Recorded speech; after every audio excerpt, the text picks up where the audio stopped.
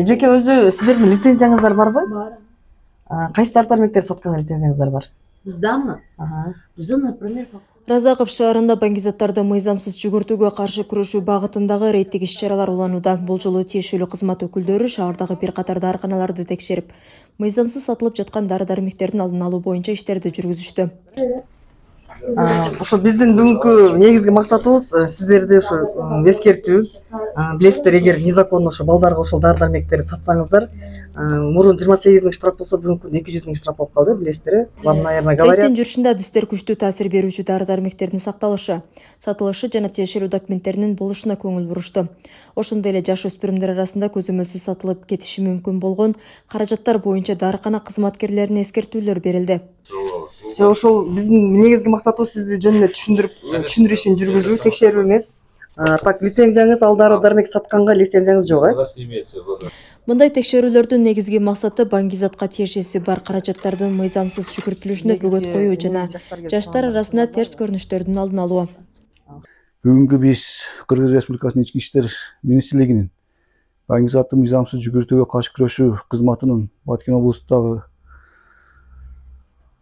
Баткен облусундагы өкүлдөр менен биргеликте Лелек район аймагында, тактап айтканда Разаков шаарынын аймагындагы дарыканаларга рейдтик иш-чара жүргүздүк. Бул иш-чаранын негизги максаты өспүрүмдөргө мыйзамсыз дары-дармектер сатуу боюнча келип текшерип, тиешелүү иш-чаралар жүргүздүк. Андай мыйзамсыз сатылган дарылар, өспүрүмдөр сурап келген фактылар аныкталган жок. Рейдтик иш-чаралар менен катар профилактикалык түшүндүрүү иштери да уюштурулду.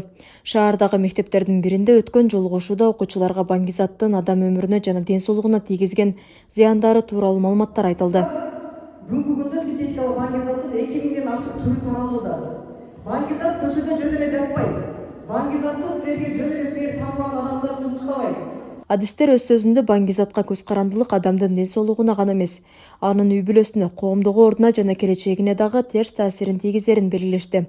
Ошондой эле жаштарды сергек жашоого үндөп, мыйзамсыз аракеттерден алыс болууга чакырышты. Дагы биздин башкармалыктын кызматкерлери менен биргеликте бүгүн Лелек районундагы Разаков шаарындагы мектептер, бир нече мектептерде алдын алуу максатында лекцияларды өткөздүк. Ушул жаштарды дени сак жашоого чакыруу максатында ушул Исфана мектебинде, орто мектебинде окуучулар арасында интеллектуалдык оюн уюштурдук. Жогорку класстардын арасында жана өспүрүмдөр арасында шахмат оюну уюштурулду. Иш-чаранын жүрүшүндө окуучулар арасында акыл таймаштар да уюштурулду. Тиешелүү кызмат өкүлдөрү мындай рейдтик жана профилактикалык иш-чаралар мындан ары дагы улантылып, өзгөчө жаштар арасында түшүндүрүү иштерине басым жасаларын билдиришти. Айбегим Набиева, Бакыт Саитов, жаңылыктар.